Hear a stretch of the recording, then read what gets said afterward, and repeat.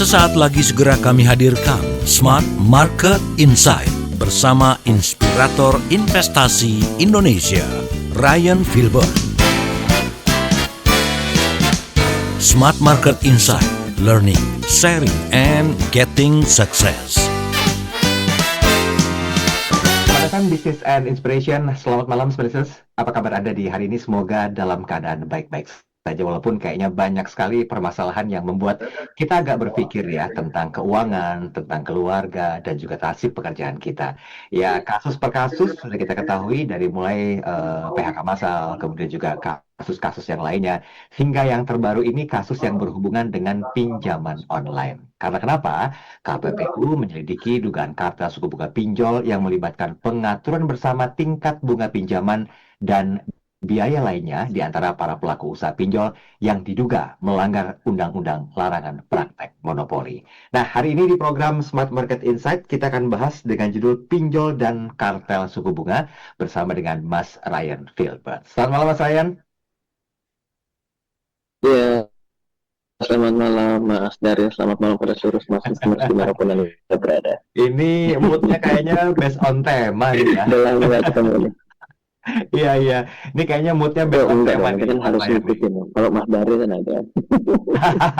Iya. Baik Mas, pinjol dan kartel suku bunga sebenarnya apa yang terjadi sih Mas? Sehingga ini kayaknya membuat kita tuh agak sedikit takut ya, karena faktanya kan setiap orang juga, sorry itu saya harus jujur, butuh pinjaman dana misalnya, Ya. mereka juga menggunakan apa namanya bentuk dukungan dari pinjaman online, baik mungkin yang legal ataupun mungkin juga yang ilegal. Tapi kita coba disclaimer dulu, bukan berarti kita melegalkan satu di antaranya, tapi kita bahas fokus Ya. tentang kasus ini. Kenapa kasus ini begitu menarik untuk dibahas pada malam hari ini Mas Ryan? Ya, yang pertama sebenarnya saya ngikutin banget ya mengenai kasus ini karena saya juga punya salah satu pinjaman online kayak peer-to-peer lending, masih memiliki satu. Ya, lalu ini menjadi suatu pembelajaran yang menarik bagaimana kita bisa menjadi orang yang sesuai dengan temanya Smart FM ya, harus jadi seorang yang smart juga gitu dalam menyikapi setiap hal yang ada di sekitar kita. Nah, sekarang ceritanya begini Mas Daryl dan juga kepada Smart Listener. Jadi ceritanya adalah KPPU mencoba melihat bahwa ada 97 perusahaan pinjol pada hari ini itu melakukan sebuah kesepakatan suku bunga di tahun 2020-2021 yang dianggap merugikan masyarakat karena memberikan maksimum pinjaman 0,8% per hari. Nah, kalau kita perhatikan dasar itu dikarenakan melihat di tahun 2024 sejak 2023 itu ada pengaturan OJK mengenai suku bunga 0,4%. Sehingga 0,8 itu dianggap merugikan. Seperti itu. Nah, ini menjadi suatu hal yang menarik bahwa ada beberapa catatan yang perlu kita ketahui. Satu, kita bisa cari ya dimanapun sebenarnya. Kalau nyari suku bunga tabungan yang wajar, maka kita ketemu. Namanya adalah Lembaga Penjamin Simpanan yang sekarang jadi Menteri Keuangan nih, ya kan? Ya, betul. Ya kan? Kalau kita bicara Lembaga Penjamin Simpanan, maka nilai sampai dengan 2 miliar dengan suku bunga tertentu itu maka akan dijamin oleh Lembaga Penjamin Simpanan. Tapi kalau kita bertanya mengenai sebenarnya kalau untuk suku bunga pinjaman, bukan tabungan ya, tapi pinjaman, itu berapa nilai maksimum dan minimumnya? Itu tidak ada loh. Contoh, kredit mobil, leasing, ataupun gadai, pinjam di bank, KTA, kartu kredit, memang ada nilai maksimum, nilai minimumnya yang ada sebagai acuan. Nggak ada. Nah, makanya ini menjadi sesuatu yang menarik ketika kita melihat adanya batas atas di sini. Kalau saya analogikan yang namanya batas atas itu seperti apa? Harga eceran tertinggi obat ya. Nah, sebenarnya jadi sesuatu yang tidak ada salahnya ketika kita mengatur yang namanya harga tertinggi. Nah, masyarakat juga di sini harus melihat berbagai macam dinamika yang membuat masyarakat menjadi khawatir. Satu, ingat nggak sih pada waktu itu kita ada yang namanya suku bunga yang namanya rentenir sampai ratusan persen, ya kan? Minjem 1 juta, pulangin 10 juta. Itu kan sesuatu yang seram, ya kan? Nah, lalu yang kedua, lalu ada yang namanya pinjaman ilegal. Pinjaman ilegal itu ternyata ngambil duit sekaligus ngambil data. Duitnya dikasih dikit, tapi datanya dirampok sebanyak-banyaknya. Lalu tidak yang namanya ada penagihan yang memiliki etika. Tidak bayar, disebar fotonya, ya kan, se-phone book di WhatsApp Blast. Nah, hal ini tuh sebenarnya yang harus kita hati-hati sebagai masyarakat. Jangan sampai kita pinjam duit, kan yang pinjam duit itu bukan pidana, tapi perdata kalau tidak mampu bayar. Yeah. Tapi ketika shit happen, ketika sesuatu yang kita tidak inginkan terjadi, kita malah justru bermasalah dengan berbagai macam hal yang sifatnya bunganya mahal, tagihannya tidak beretika, dendanya berlebihan. Makanya mesti hati-hati sekali. Kenapa? Karena hari ini segalanya serba online. Yes. Nah, masyarakat mana bisa membedakan? Jangan jauh-jauh. Nih, 2 minggu yang lalu itu tante lah, boleh dibilang saudara, boleh dibilang itu tertipu yang namanya trading forex yang dimanipulasi. Padahal itu bekas kerja di bank loh. Nah, jadi sebenarnya yang namanya tindakan ilegal dan penipuan dan segala macam itu di sekitar kita tiap hari itu banyak sekali kasusnya. Betul. Nah, hal ini tuh yang jauh lebih penting, yang harus menjadi highlight utama kita, agar kita jangan sampai berada di dalam kondisi tersebut. Oke, baik. Faktanya seperti itu Mas Rene. Tapi kan yang dipertanyakan, kok masih ada kepercayaan dari para publik atau smart business yang mungkin menggunakan jasa pinjaman online dengan kasus-kasus yang seperti ini. Ini mulai bisa diminimalkan kah kira-kira Mas Ryan dari sekian banyak permasalahan tersebut? Karena begitu satu pinjol ditutup, akan timbul dengan nama baru, dengan konsep yang baru, yang cukup menjanjikan. Nah, pandangan Mas Ryan bagaimana? Sebelum kita hati-hati nih, kita harus bisa membedakan mana yang memang berada di bawah pengawasan OJK, mana yang tidak berada di bawah pengawasan OJK. Okay. Faktanya yang saat ini bermasalah dengan KPPU pun 97-97-nya itu adalah pinjaman online yang terdaftar dan diawasi OJK loh. Betul. Nah, yang harus dikhawatirkan kan yang tidak terdaftar dan diawasi OJK atau pinjaman online ilegal kan. Nah, itu yang memang perlu suatu kecerdasan buat kita, karena ternyata yang ilegal ini juga banyak yang nyaru menjadi legal. Dia meminjam nama seolah-olah, gitu. Kalau seolah-olah tetap dipinjemin sih lumayan. Yang lebih repot lagi, seolah-olah mau meminjamkan, tapi bilang, oh ada biaya pencairan nih, itu malah jadi nipu. Dan itu udah terjadi banyak sekali. Jadi problem yang hari ini bicara mengenai kartel suku bunga itu sebenarnya menjadi sesuatu yang lebih kecil masalahnya, padahal itu bukan masalah di masalah-masalahin yang ada dan besar di masyarakat kita. Itu adalah masyarakat kita terjebak dengan institusi abal-abal finansial.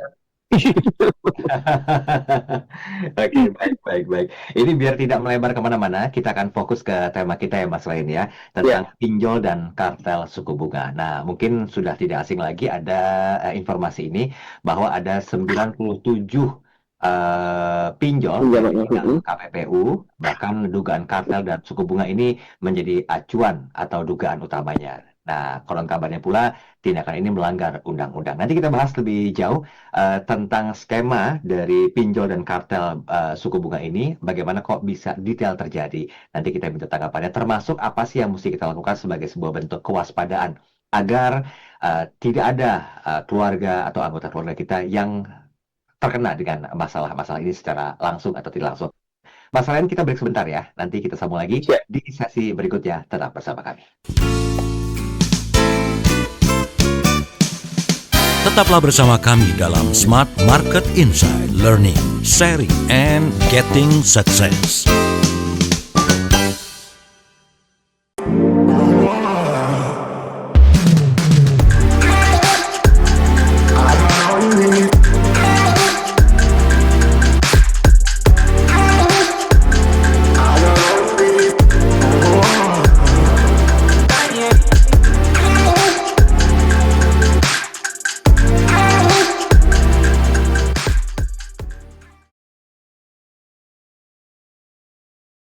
Smart FM, the spirit of Indonesia, part of Kompas Gramedia Radio Network. Kami hadir bukan sekadar menghibur. Kami hadirkan berbagai program berkualitas, membuka wawasan, menginspirasi, dan menguatkan, melewati berbagai krisis dan situasi penuh tantangan. Menjadi panduan pengambilan keputusan bagi para CEO, direktur, manajer, profesional, dan pelaku bisnis di berbagai bidang dengan SIS AB+, serta rentang usia 25 hingga 45 tahun.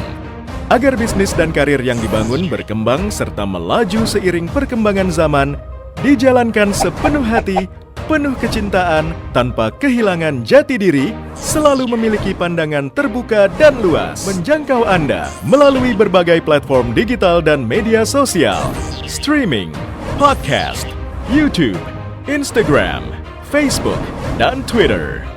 Meningkatkan peluang produk dan jasa Anda semakin dikenal, dipercaya, dan dipilih konsumen cerdas. Dengan dukungan tim activation kami yang kreatif dan profesional, jaringan yang luas, serta kolaborasi dengan unit Kompas Group of Media lainnya, kami merupakan mitra yang tepat untuk membangun brand awareness produk Anda. Smart FM mendukung pertumbuhan serta kemajuan karir dan bisnis Anda. Smart FM, the spirit of Indonesia.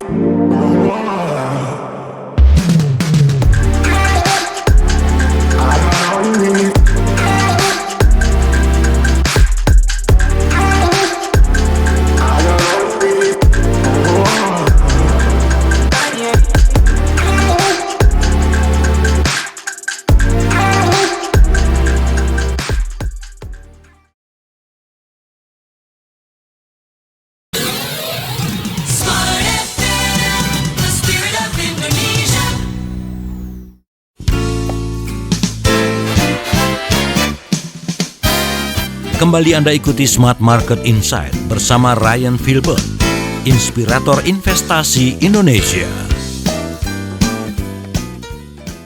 Oke, baik. Terima kasih Anda masih bersama kami dalam program Smart Market Insight bersama dengan Mas Ryan Filbert dan saya Daniel Adam. Komisi Pengawas Persaingan Usaha atau KPPU segera membawa dugaan pelanggaran kartel suku bunga dalam industri pinjol ke meja hijau. Bahkan Ketua KPPU Fansrullah Asa mengatakan sidang ini menandai adanya indikasi pengaturan bunga secara kolektif di kalangan pelaku usaha pinjol. Kita bahas hal ini dengan judul Pinjol dan Kartel Suku Bunga. Mas Ryan, yang menarik disampaikan Ketua KPPU, statementnya adalah menandai adanya indikasi pengaturan suku bunga secara kolektif. Nah, ini dari sudut pandang Mas Ryan, pengertian indikasi ini mengacu kepada apa, Mas Ryan? Mikrofonnya. Iya, nggak tahu. Kenapa tuh nggak tahu? Sorry ya. Indikasi. Kita mulai lagi ya. Ya. Oke. Baik, terima kasih Anda masih bersama kami dalam program Smart Market Insight bersama dengan Mas Ryan Filbert dan saya Daniel Adam. Kita masih bicara tentang pinjol dan kartel suku bunga ya. Nah, seperti yang kita ketahui, KPPU segera membawa dugaan pelanggaran kartel suku bunga dalam industri pinjaman online ke meja hijau. Bahkan Ketua KPPU Fansrullah Asa mengatakan sidang ini menandai adanya indikasi pengaturan bunga secara kolektif di kalangan pelaku usaha pinjol. Mas, ini mungkin pertanyaan basic Mas, based on kata-kata yang ada. Perspektif indikasinya itu seperti apa, Mas Ryan? Apakah memang sudah selayaknya memang ada ketentuan itu, suka-sukanya si pinjol yang buat tanpa pengetahuan atau bagaimana? Ya, jadi sekitar tahun 2018, tepatnya 2018-2019 itu, OJK itu membuat suatu surat ya, mengenai ketentuan bagaimana perusahaan pinjol itu boleh untuk akhirnya bisa mendapatkan izin seperti itu. Nah, di poin ketujuh untuk letter C ya, jadi 7C itu diinformasikan bahwa perusahaan peer-to-peer lending kalau mau berizin itu harus mengikuti code of conduct atau namanya suatu ketaatan kepada asosiasi mengenai suku bunga itu termasuk biaya tidak boleh lebih dari 0,8% per hari. Oh, oke. Nah, jadi ada tulisannya di situ. Nah, mungkin itu miss sekali dari pihaknya KPPU untuk mencatat dan juga mengambil dokumen tersebut sehingga tiba-tiba ngerasa ada suatu kesepakatan antara para anggota asosiasi ini dari 97 perusahaan pinjol ini yang seolah-olah melakukan kesepakatan karena dia harus jadi asosiasi. Jadi kalau yang namanya suatu LJK, lembaga jasa keuangan, mau sekuritas, mau leasing, mau modal ventura, mau apapun atau bank sekalipun, itu harus ada asosiasinya. Nah, asosiasinya itu juga ditunjuk oleh OJK. Nah, di situ mereka menjadi anggota. Nah, keanggotaan ini dianggap sebagai bagian kesepakatan untuk suku bunga 0,8%. Padahal 0,8% itu sudah ada di dalam surat yang dibuat oleh Nah, OJK yang harus dipatuhi, kalau tidak semua perusahaan peer-to-peer yang mau minta izin tidak dikasih izin atau akan berdampak izinnya dicopot. ya. Ya, jadi di sini KPPU melihat cuma tiba-tiba ujuk-ujuk 2023-2024 ada pengaturan surat edaran OJK 0,4%. Mhm. 2 hari. Loh, kok sebelumnya 0,8? Loh, berarti 0,8 ini bersepakat nih. Mereka mau mengambil keuntungan secara bersama-sama. Padahal ada suratnya, 2018 ke 2019 ada surat dari OJK. Yang kedua, sebenarnya itu kan suku bunga maksimum. Mhm. Di mana pinjol-pinjol, contoh seperti peer-to-peer lending yang saya miliki, itu rata-rata on average suku bunganya 0,09 dan 0,1 per hari. Berarti kan jauh tuh. Dan itu rata-rata, artinya semua pinjaman itu fluktuatif. Kenapa? Karena kan yang namanya pinjaman itu tergantung. Ada jaminan atau tidak, jangka waktu, resiko atas pinjaman itu apa, maksud dan tujuan meminjam apa. Itu tidak dilihat, hanya dilihat berdasarkan rate saja. Iya. Karena dengan adanya kesamaan rate berarti dianggap ada persekongkolan. Jadi suatu indikasi yang sebenarnya menurut dalam bahasa hukum ya, lumayan nih Mas Daryl, udah lama nggak ketemu, udah semester 5 nih sarjana hukum, ya kan? Itu memang itu adalah suatu hal yang memang misleading di situ. Gitu. Itu juga memang menjadi sesuatu yang menarik sekali dibicarakan kemarin waktu persidangan seperti itu. Oke. Mas, tapi keterlibatan dari Asosiasi Fintech Bersama Indonesia atau AFI ini bagaimana nih? Karena konon kabarnya ditetapkan oleh OJK sebagai sebuah asosiasi yang menjadi wadah bagi penyelenggara fintech lending. Terlibatkah? Sorry, ini Makanya, apa pertanyaannya? begini. Kalau sebuah LJK mau di industri keuangan tuh, mau di BPR, mau di bank, di leasing, di peer-to-peer, securities crowdfunding, pedagang aset kripto, itu semua pasti ada asosiasinya. Iya. Contoh, jangankan yang ada di LJK, OJK, di Bapepti, kita mau jadi pedagang forex, ya namanya pedagang forex lah. Itu ada namanya Aspektindo. Di situ asosiasi juga, gitu. Jadi asosiasi itu memang mewadahi untuk perpanjangan tangan dari regulator untuk menyampaikan berbagai macam hal untuk aspek apa? 1, pengaturan. 2, pengawasan. 3, aspek perlindungan konsumen. OJK ini kan sebenarnya mengcapture 3 poin tersebut. Makanya disimplifikasi menjadi namanya literasi dan inklusi. Jadi ini adalah sesuatu yang sebenarnya wajib untuk menjadi asosiasi. Jadi nggak bisa disebut disamaratakan menjadi anggota asosiasi adalah berperjanjian untuk yang namanya suku bunga. Itu mungkin lupa membaca POJK, seperti itu. Kita berbaik sangka aja ya. Berbaik sangka dong. Nah, agak ngeri kan Mas ya kalau ada dugaan atau sinyalemen bahwa pengaturan bunga dan biaya itu bisa terjadi kapanpun di kalangan pelaku usaha yang tergabung dalam sebuah asosiasi. Nah, ini kan saya nggak tahu apakah mungkin KPPU juga melakukan dugaan seperti itu atau tidak. Nah, bagaimana perkembangan sampai dengan saat ini, Mas Ryan? Ya, sebenarnya waktu kemarin pun saya melihat bahwa pertanyaannya sama, apa bedanya dengan yang namanya harga eceran tertinggi obat. Kalau harga eceran tertinggi obat yang keluarkan oleh Kementerian Kesehatan, ini adalah harga suku bunga tertinggi yang diatur oleh OJK, itu kan sebenarnya adalah sesuatu yang sifatnya untuk melindungi masyarakat. Jangan lupa loh, ada untuk pengawasan, ada namanya pengaturan, ada aspek perlindungan konsumen.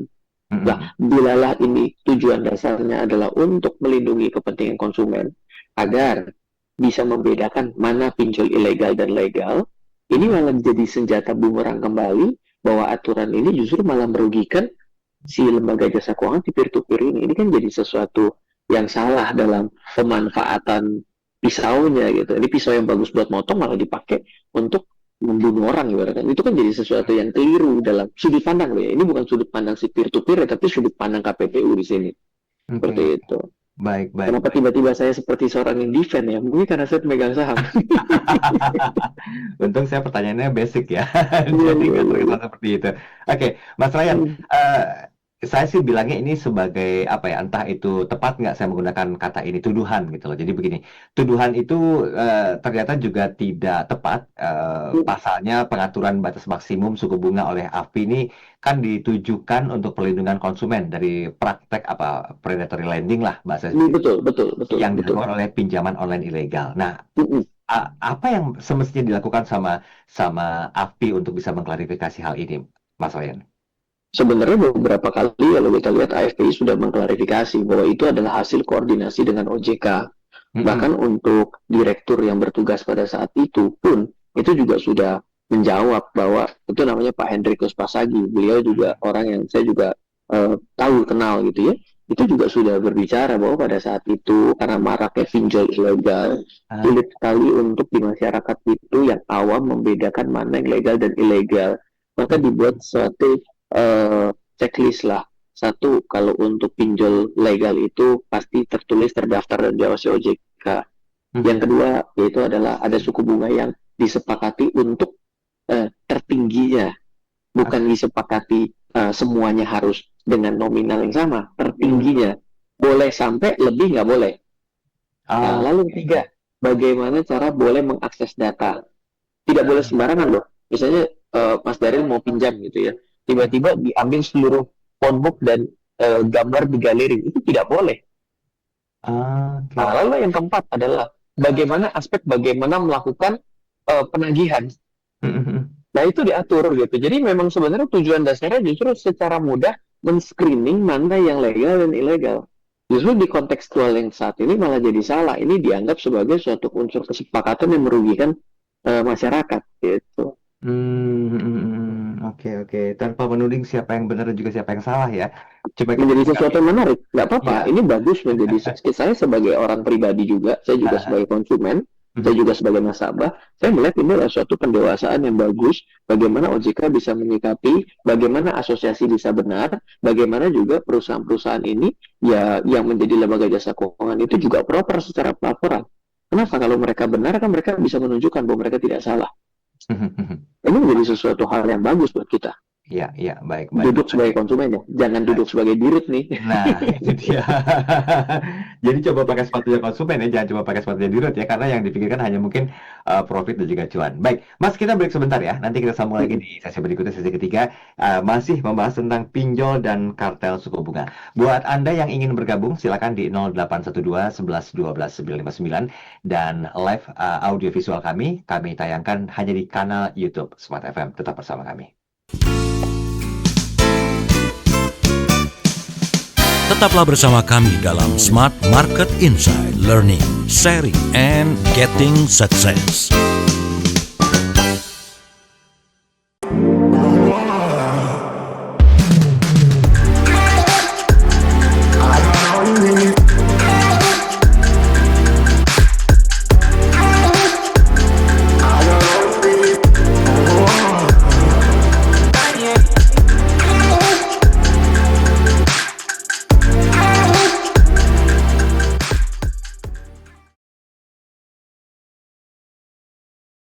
Smart FM, the spirit of Indonesia, part of Kompas Gramedia Radio Network.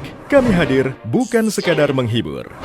Kami hadirkan berbagai program berkualitas, membuka wawasan, menginspirasi, dan menguatkan, melewati berbagai krisis dan situasi penuh tantangan. Menjadi panduan pengambilan keputusan bagi para CEO, direktur, manajer, profesional, dan pelaku bisnis di berbagai bidang dengan SIS AB+, serta rentang usia 25 hingga 45 tahun. Agar bisnis dan karir yang dibangun berkembang serta melaju seiring perkembangan zaman, dijalankan sepenuh hati, penuh kecintaan, tanpa kehilangan jati diri, selalu memiliki pandangan terbuka dan luas, menjangkau Anda melalui berbagai platform digital dan media sosial, streaming, podcast, YouTube, Instagram, Facebook, dan Twitter. Meningkatkan peluang produk dan jasa Anda semakin dikenal, dipercaya, dan dipilih konsumen cerdas. Dengan dukungan tim activation kami yang kreatif dan profesional, jaringan yang luas, serta kolaborasi dengan unit Kompas Group of Media lainnya, kami merupakan mitra yang tepat untuk membangun brand awareness produk Anda. Smart FM mendukung pertumbuhan serta kemajuan karir dan bisnis Anda. Smart FM, the spirit of Indonesia.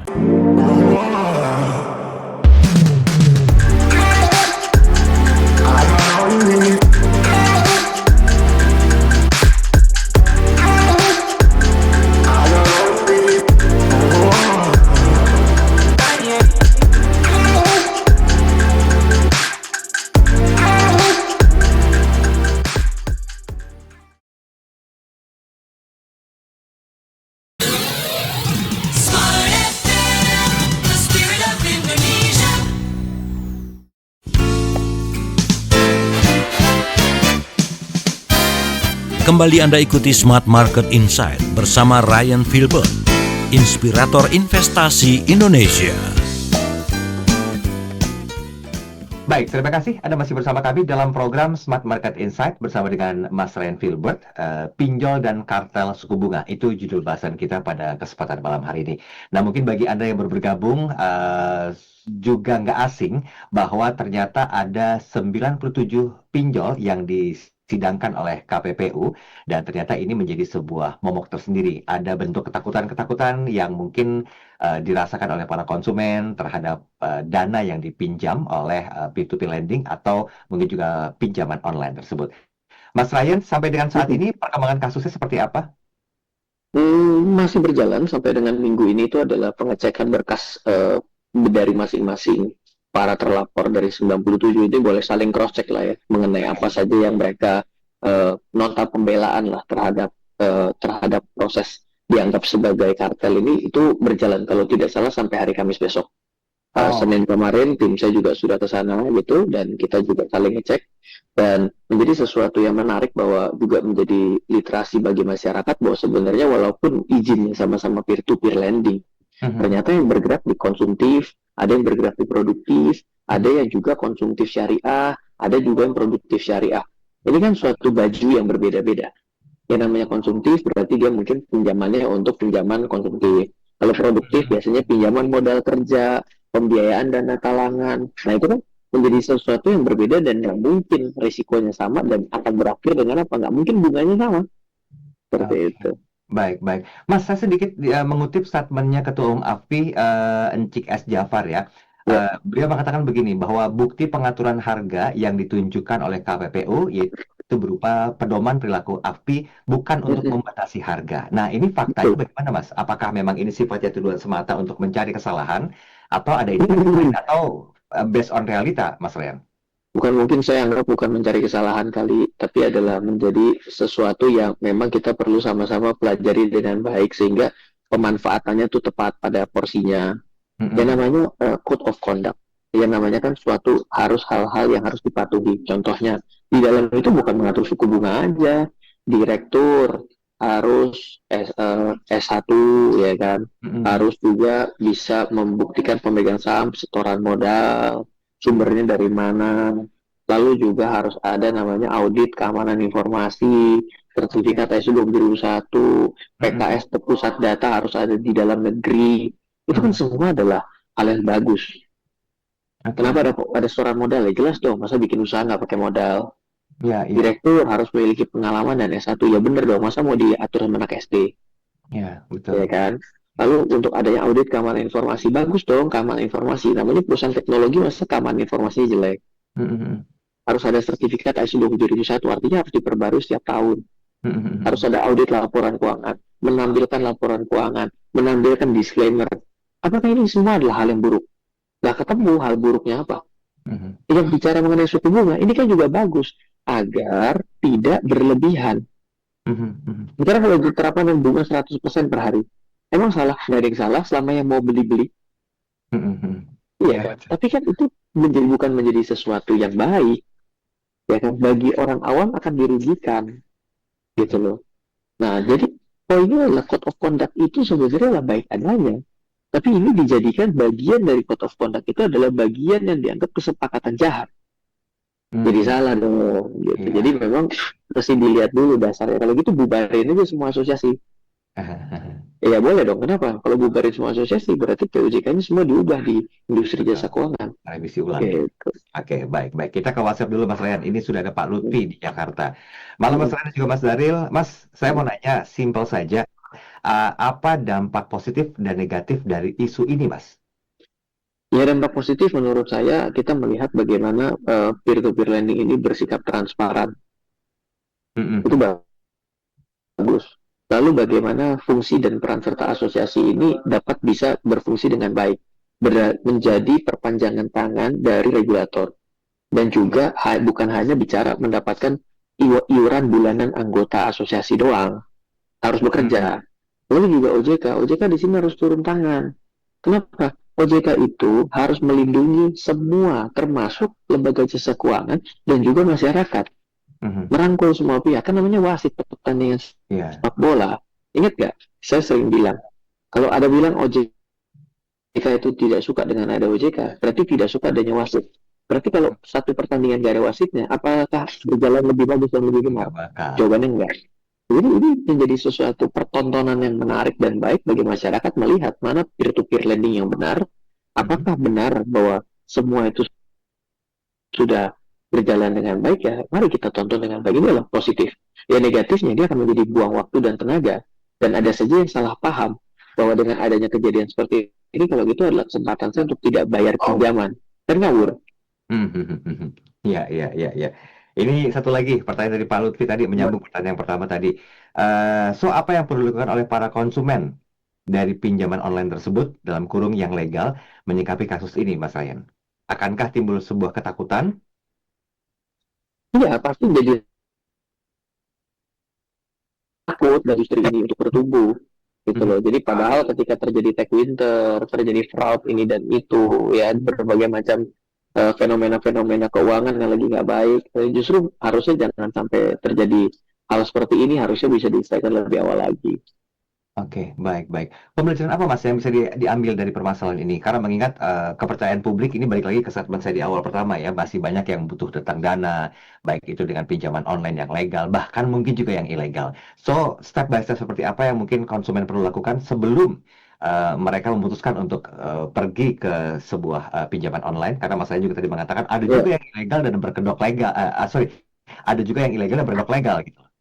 ya artinya di sini jadilah masyarakat yang cerdas ya, memanfaatkan sosial media, memanfaatkan website dan lain sebagainya itu dengan cara yang benar. Mhm. Tanyalah ke tempat yang tepat, ya kan, jangan bertanya ke tempat yang tidak tepat. Tanya sama orang nggak ngerti kan jawabannya pasti ngawur kan. Nah jadi ya memang harus lebih banyak kita ini tahu bahwa oh website OJK itu apa. Nah, saya mesti nanya kemana, sosial medianya mana. Yang menjadi sesuatu yang baik sih kalau masyarakat kita ini memiliki tingkat mau belajar lebih dulu daripada mau mau sok tahu lebih dulu. Ini dua pemahaman yang berbeda ya. Mau belajar lebih dulu daripada sok tahu lebih dulu ya, Mas. Ya pasti sok tahu lebih dulu sih, namanya sok tahu kan pasti lebih dulu ya. Iya, iya, iya. Oke, baik, baik. Kita coba lihat lagi. Ini ada pertanyaan yang masuk tadi ada Ibu Ir. Mana sih? Pak Irsan. Mas Ryan, oh, mau nanya, ada perkembangan bukunya seperti apa, Mas, hubungan dengan kasus ini? Kalau mungkin harus belajar untuk investasi atau terkait dengan pinjaman online sebagai sebuah panduan saja. Ya Oke. jujur saya nggak punya buku mengenai pinjaman online ya, karena kan saya adalah orang investasi ya. Jadi buku-buku saya kan lebih kepada investasi, bagaimana agar masyarakat ini bisa menggunakan uang dengan baik. Tapi kalau menggunakan utang dengan baik ini lebih kepada tujuan tertentu yang sifatnya insidental dan juga tematis.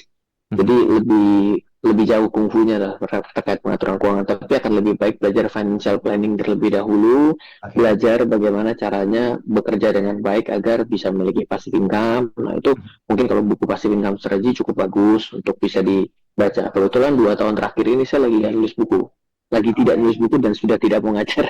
Ah, gitu. Gara-gara Gitu. kesianan bareng mungkin ya. Itu kan. Karena ini saya rutin tanyakan ketika kita on air ya, apa buku terbarunya Mas Ryan? Jujur li, banyak sekali yang tertolong dengan membaca bukunya Mas Ryan karena dari mulai paham akan investasi, do and don'ts-nya seperti apa, harus seperti gimana gitu loh menyikapi sebuah investasi dan apa saja kah poin-poin investasi yang perlu diperhatikan itu kan bisa terjawab dengan knowledge yang didapat dari buku itu sendiri. Karena kita kan hanya siaran seminggu sekali Mas Ryan ya, belum tentu mengakomodir pengetahuan yang diinginkan oleh smart listeners. Oke, baik, kita break dulu, tinggal satu sesi terakhir dalam program Smart Market Insight. Kita pun masih membahas tentang pinjol dan kartel dari suku bunga. Bagaimanakah sebetulnya pemerintah mampu menyikapi permasalahan ini dan apa solusi yang diharapkan terjadi dari kasus ini agar tidak kembali terulang. Kita bahas lebih detail di sesi terakhir sesaat lagi. Tetaplah bersama kami dalam Smart Market Insight, Learning, Sharing, and Getting Success.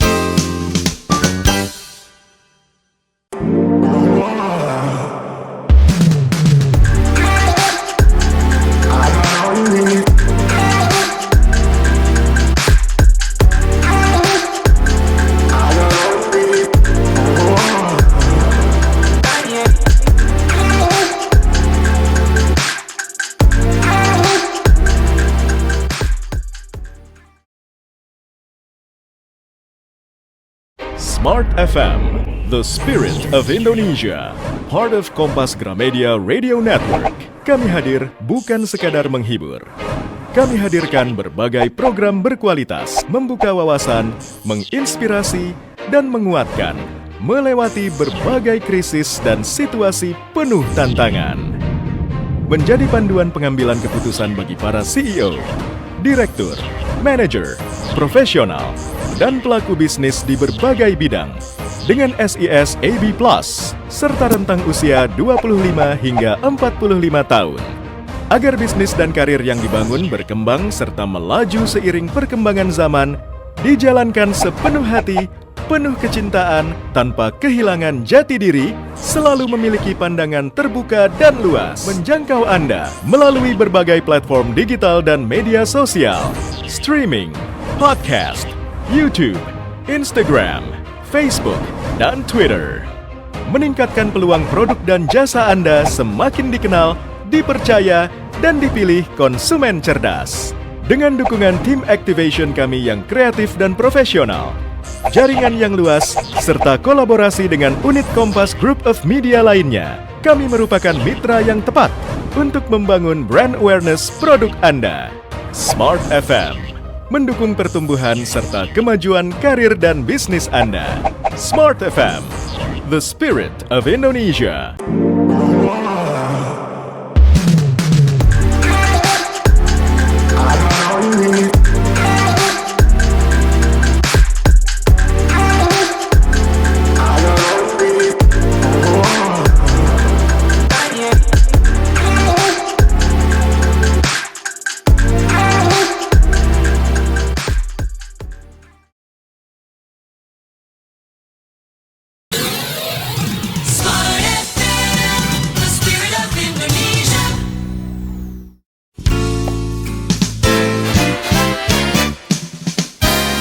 Kembali Anda ikuti Smart Market Insight bersama Ryan Filbert, inspirator investasi Indonesia. Baik, sampai di sesi terakhir dalam program Smart Market Insight, pinjol dan kartel suku bunga, itu bahasan kita pada kesempatan malam hari ini. Mungkin Anda sudah sempat mendengar informasinya atau sempat membaca permasalahan ini di beberapa media cetak, karena AFPI bersama 97 platform pinjaman online menolak tegas tuduhan KPPU yang menyebut adanya kesepakatan dalam menentukan batas maksimum suku bunga pinjaman.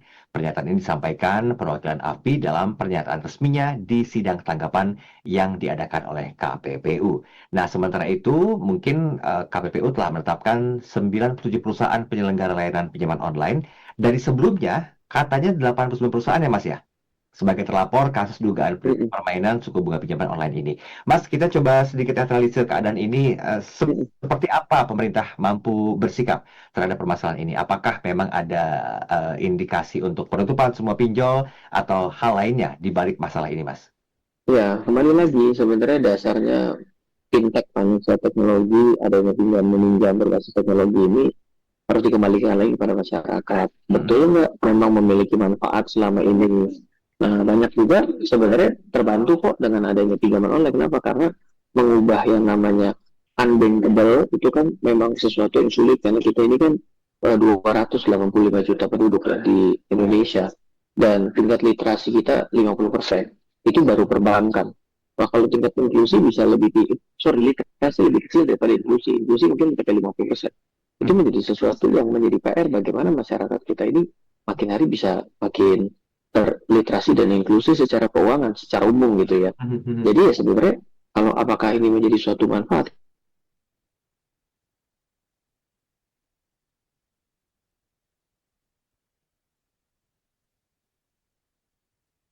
Halo, sorry. Halo, Terputus Mas cek. Ryan? Ya, Boleh diulang jadi kembali? kembali lagi sebenarnya yang namanya pinjaman online dan lain sebagainya itu kan adalah perkembangan teknologi.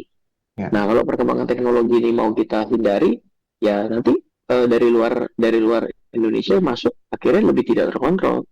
Nanti jadi kayak ada forex ilegal, pinjol ilegal. Ini kan lebih banyak merugikan masyarakatnya. Nah, bagaimana kita mau bilang menghindari yang dari luar negeri yang dimana sekarang semuanya sudah serba borderless kan seperti itu. Nah, akhirnya kan jadi lebih liar lagi seperti itu. Oke, Mas, ini berpengaruh nggak terhadap keadaan investasi atau keberadaan investor di Indonesia, Mas, dengan kasus-kasus ini, Mas? Sebenarnya ini lebih kepada teknologi ya, jadi tech winter lah boleh dibilang. Dan kalau tadi bicara baru 80, kalau berdasarkan data saya di tahun 2021 itu fintech pinjaman online itu kegiatan pinjam berteknologi masih ada 180 perusahaan loh. Nah, ini dengan saat ini dengan separuhnya gitu kan, berarti kan sebenarnya kita lihat bahwa ini bisnis juga nggak ada sesuatu yang bisa dibilang dengan adanya, oh ini ada kartel suku bunga. Kalau kartel suku bunga menguntungkan pelaku, maka harusnya 180 berubah jadi 300 pelaku usaha dong. Nah ini sisa separuh, berarti kan rugi mereka. Berarti mereka tutup dong. Nah sekarang kalau merugikan masyarakat dan merugikan pelaku usaha, yang untung siapa? Ya. Kan nggak mungkin. Zero sum game kan untung satu, rugi yang lain. Nah, sekarang mana ada rugi dua-duanya? Nggak masuk akal. Jadi teorinya tidak tercapai seperti itu. Oke, baik. Ancamankah terhadap 97 pinjol ini, Mas, ke depannya? Pasti dengan adanya kasus ini berjalan, mereka sendiri pasti satu persatu akan mendapatkan dampak dari risiko bisnis. Karena kan ada saja yang cari-cari alasan untuk memang sudah tidak begitu kuat bayar, tiba-tiba jadi punya alasan untuk tidak membayar. Tingkat gagal bayar jadi lebih tinggi. Bisa jadi seperti itu. Karena dia bilang, oh karena kamu bermasalah, maka saya juga mau cari masalah sama kamu. Ya boleh saja, tapi kan itu sesuatu yang nggak ada nyambungnya. Tapi kan masyarakat bisa saja mencari sambungan-sambungan seperti itu. Ini menjadi suatu hal yang perlu kita sikapi bersama. Resiko ini ketika berlanjut, maka resiko rugi adalah semua pihak. Jangan lupa loh, peer-to-peer lending itu yang mempertemukan dua belah pihak. Yang rugi masyarakat juga loh. Betul. Jadi apa yang perlu dilakukan sebagai sebuah langkah hukum ke depan, khususnya dari sisi 97 pinjol ini, Mas? Ya, kembali secara transparan, bagaimana caranya menampilkan data-data yang mereka miliki selama ini, membuktikan bahwa tidak pernah ada suatu perjanjian dengan pihak lain, murni menggunakan assessment, due diligence yang baik, menggunakan SOP perusahaan yang dipatuhi dan juga terdaftar di OJK, lalu juga pelaporan yang oke. Lalu kembali lagi kalau untuk masyarakat, kembali lagi ini harus lihat bahwa inilah pentingnya melihat bahwa pinjaman atau apapun itu harus berlandaskan yang namanya siapa pengawasnya. Nah, dengan itu akan kita lebih terlindungi seperti itu. Oke, baik-baik. Ini pertanyaan berikutnya dari Mas Adi. Mas Ryan bukannya awalnya cuma 89 ya? Gimana ceritanya kok bisa sampai 97? Apakah memang dicari atau memang ada laporan lain, Mas Ryan? Bukan, saya nggak tahu ya dengan pasti ya, karena bukan pengurus dan juga bukan bagian dari OJK kan, lagi sebagian dari lembaga jasa keuangan. Jadi mungkin saja dari situ kita ada saja yang mungkin baru terdaftar lucu dan kasihan, karena saya tahu sekali ada beberapa itu ya di 2024 ikut terlapor, kan jadi lucu. Iya. Seperti itu. Oke, baik. Mas, langkah apa yang perlu dilakukan sebagai sebuah bentuk preventif dari KPPU untuk bisa meminimalisir keadaan ini agar tidak kembali terulang di masa akan datang? Ya, lebih banyak memahami proses bisnis, bukan bicara per pasal. Di sini yang lucu KPPU kan mengenakan satu pasal gitu. Dimana ini kan pasalnya pasal 5 dengan adanya suatu perjanjian, dimana tidak ada perjanjian, tidak ada ditandatangani dua belah pihak. Perjanjian yang tidak tertulis, oh itu lebih ngaco lagi gitu kan. Jadi harus memahami Saya selalu bilang juga kepada OJK, kalau yang namanya pengawas itu tidak pernah menjadi pelaku usaha dan tidak pernah memiliki produknya, bagaimana bisa mengawasi dengan baik produk dan layanan jasanya? Nah, ini juga menjadi suatu hal yang penting, bahwa siapapun itu kalau mau mengawasi harus juga memahami produknya dengan baik.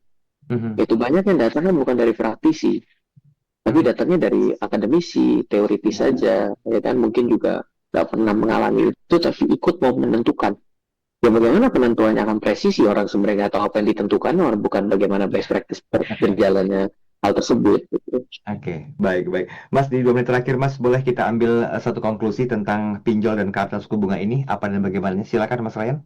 Iya, pertama sih kalau dari saya dapat yakinkan masyarakat bahwa sebenarnya karena saya juga memiliki salah satu perusahaan peer-to-peer, dari apa yang saya lihat, saya juga perusahaan yang cukup lama dari 2017, sejauh yang saya tahu bahwa semua yang dilakukan oleh kami lah ya, boleh bilang perusahaan saya, itu memang kita patuh terhadap OJK, makanya kami ada sampai hari ini. Jadi kalau perusahaan yang ada sampai hari ini itu melewati audit berkali-kali dari OJK setiap tahun. Oke. Jadi kalau melanggar, sudah dari kemarin, itu sudah kena semprit oleh OJK. Gimana namanya OJK tuh datang ke kantor, itu 5 hari loh. Full. Dari pagi sampai sore. Nah, jadi jelas saja pasti mereka pada patuh, makanya mereka masih punya izin. Jadi jangan khawatir, sampai hari ini dapat saya katakan bahwa selama perusahaan itu berdiri, melakukan tindakan transparan, lalu juga bisa menjelaskan dengan baik, bertanya apa yang menjadi hak dan kewajibannya, maka sebenarnya jangan khawatir untuk menjadi konsumen ataupun nasabah dari lembaga jasa keuangan terdaftar dan diawasi OJK. Oke. Dan dari sisi konsumennya apa yang perlu dicermati, Mas Ryan? Silakan. Yaitu harus cerdas, jangan sampai yang ilegal. 2, harus cerdas, jangan sampai yang kelihatan legal padahal dia ilegal. Karena banyak yang serigala berbulu domba. Iya. Jadi silakan cek lengkapnya di website OJK ya untuk melisting apa saja kira-kira pinjaman daring yang legal yang bisa diajak bekerja sama. Baik, Mas Ryan Filbert, terima kasih waktunya malam hari ini. Thank Mohon you. maaf mengganggu waktu aktivitas malam hari ini. Semoga bermanfaat dan bagi Anda seperti yang ingin terus belajar tentang bagaimanakah dunia keuangan, investasi, Anda bisa coba saksikan terus tayangan program Smart Market Insight, dan buku-buku Mas Ryan juga masih Anda bisa dapatkan. Mas, terakhir informasinya untuk pembelian katalog online-nya, adakah yang bisa diinformasikan? Lewat Gramedia Online, atau ya datang ke toko buku Gramedia. Semua buku saya kan terbitan dari grup Gramedia. Oke, baiklah. Silakan temukan buku Mas Ryan Filbert di toko buku Gramedia, toko buku terbesar di kota Anda. Kita ketemu lagi pekan depan dengan tema dan bahasa yang berbeda. Saya adalah Adam Sarwan dan sampai jumpa. Baru saja Anda simak Smart Market Insight bersama inspirator investasi Indonesia, Ryan Filbert. Smart Market Insight, learning, sharing, and getting success. Terima kasih dan sampai jumpa.